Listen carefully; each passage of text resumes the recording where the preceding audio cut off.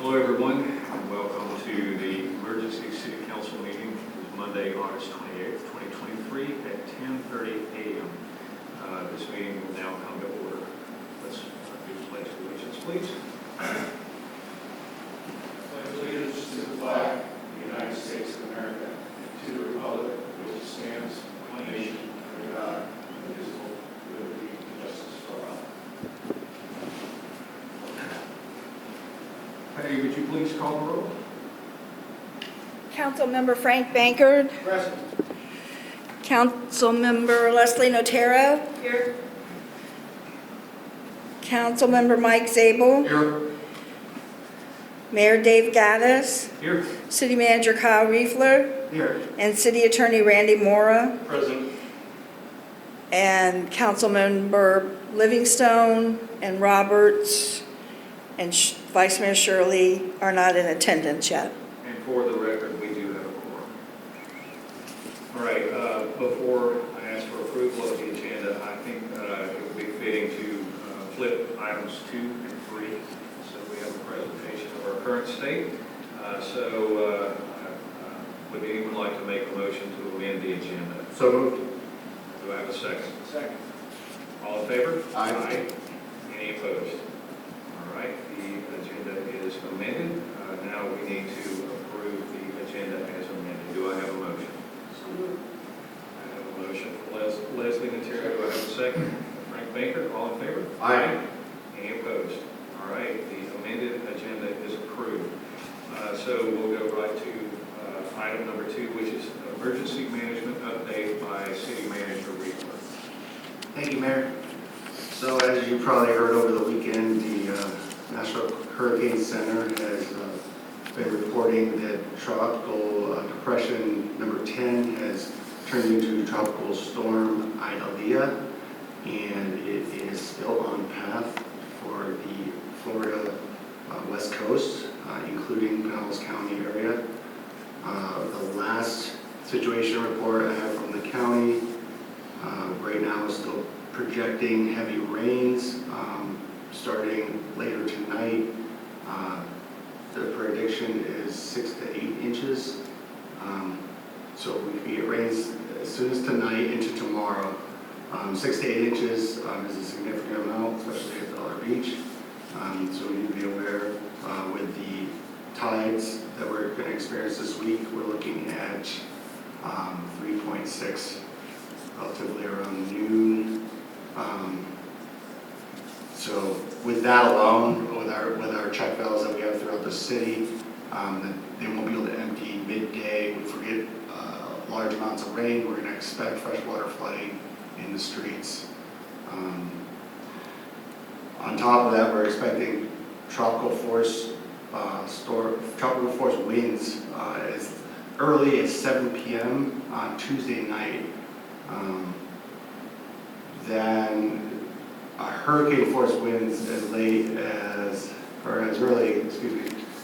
early as Tuesday night, and that could be up to a Cat 3 at this point is projected.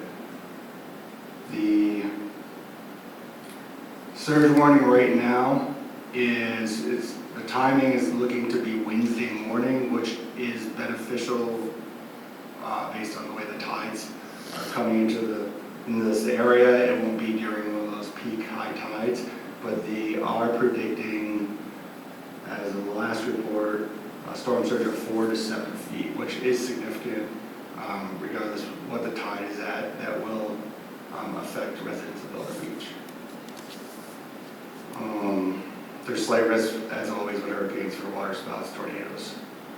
The EOC for the county will be at full activation starting tomorrow morning, level 1. It may be sooner, depending. They have an executive policy group meeting at noon today. I expect that there'll be decisions made shortly after.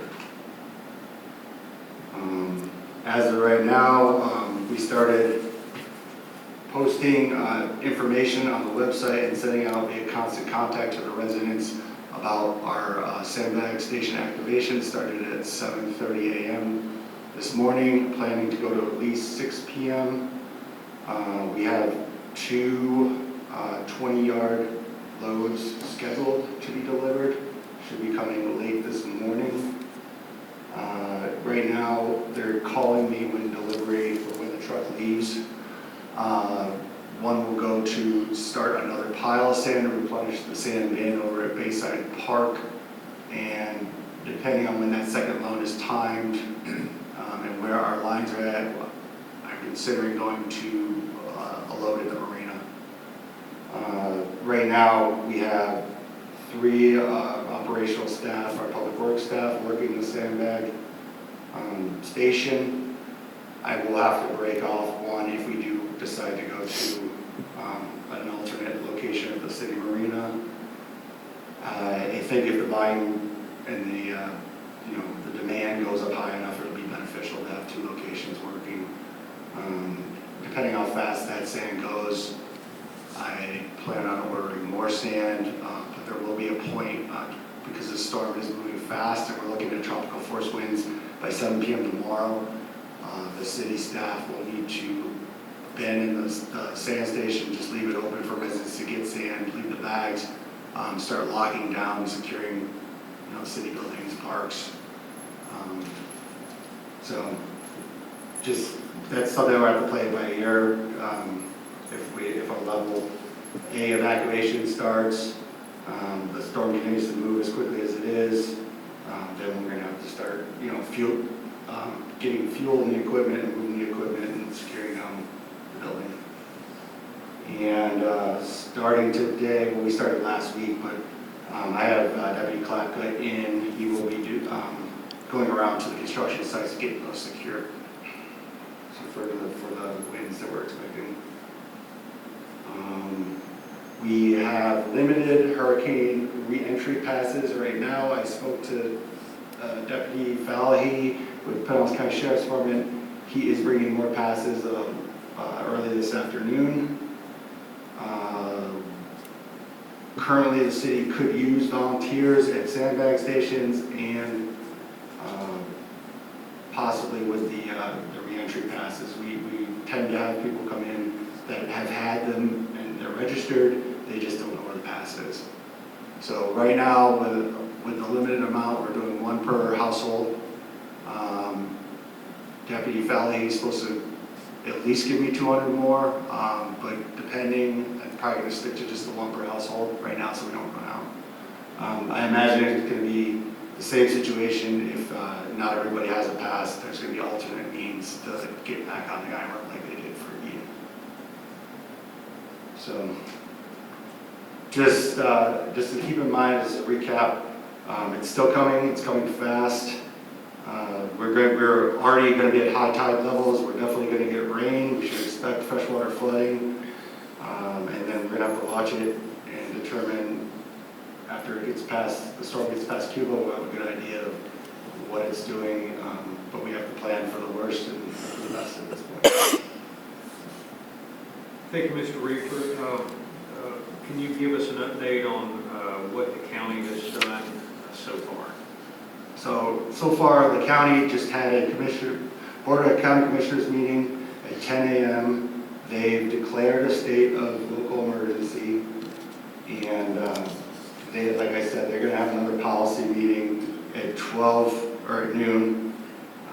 They're supposed to give us updates. There's daylight hours to do a level A evacuation. It takes about 72, so I think they're going to have to make a call soon on that. So there will be an update. I have a city managers meeting with the county administrator at 1 p.m. and then there is a rock call, which is all the emergency personnel in the area at 3 p.m. Council? Question, the reentry passes don't expire, do they? No, do any they dates never on- expire. Okay. Any other questions for Mr. Reefer? No? All right, thank you for that update. I would like to add on to that there are certain areas in our community that already flood without a storm like this.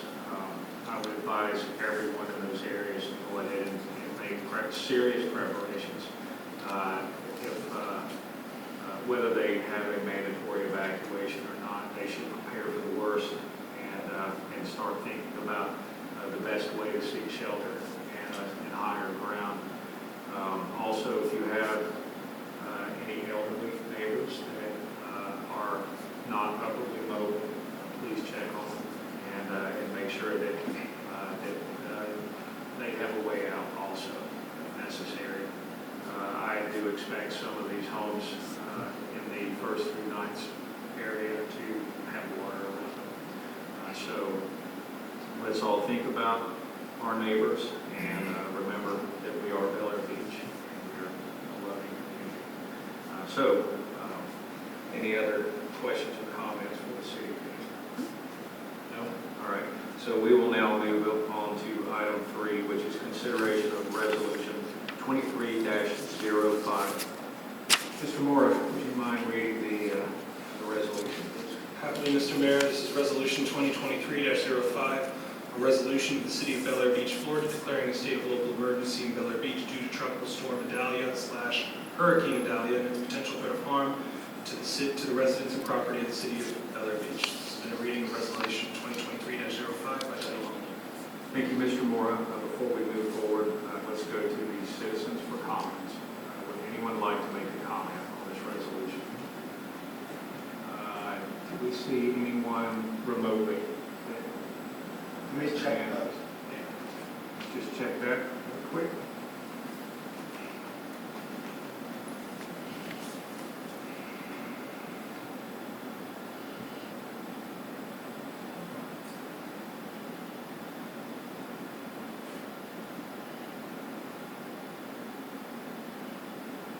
I got no hands.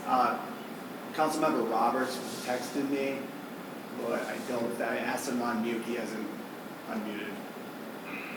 So, if he unmutes, he'll speak through, I guess. Unmuted. Mr. Roberts, can you hear us? I don't think he's able to He speak. unmuted. Mr. Roberts, would you like to, can you hear us? We can't hear him. Okay, all right.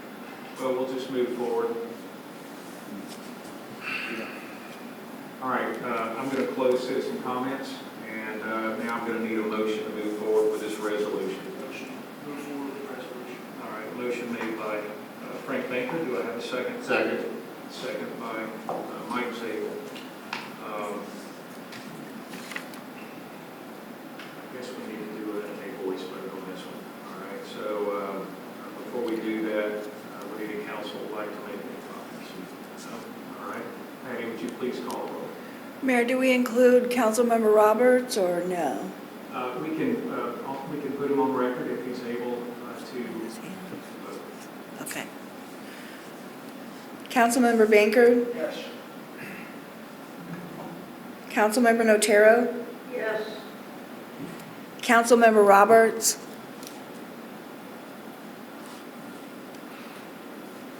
Thumbs up. Mr. Roberts, shake your head up and down if you, okay, yes, I see a thumbs up. Thank you. Thank you. Councilmember Zabel? Yes. Mayor Gaddis? Yes, Mayor.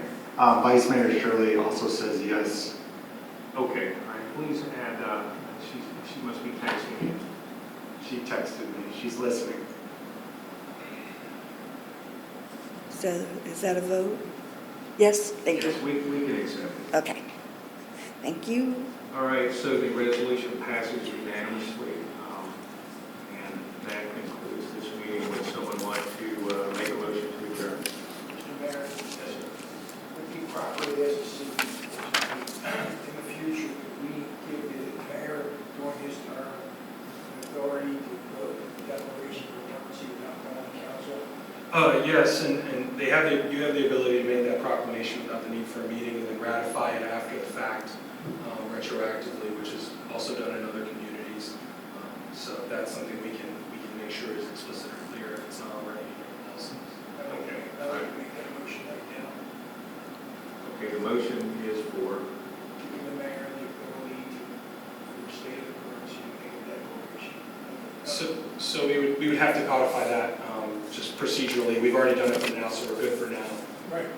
As far as going in the future, we would get a resolution or ordinance in our code and make that clear. So we don't, in as much as it's desired, I think it's clear that's desired, and I can make that an action item. Okay. But we don't need a motion or second. Okay, great. Hopefully, we won't need that. All right, do I have a motion to adjourn? Motion made by Frank Baker. Do I have a second? Second. Mike Sable, all in favor? Aye. Any opposed? All right, thank you so much.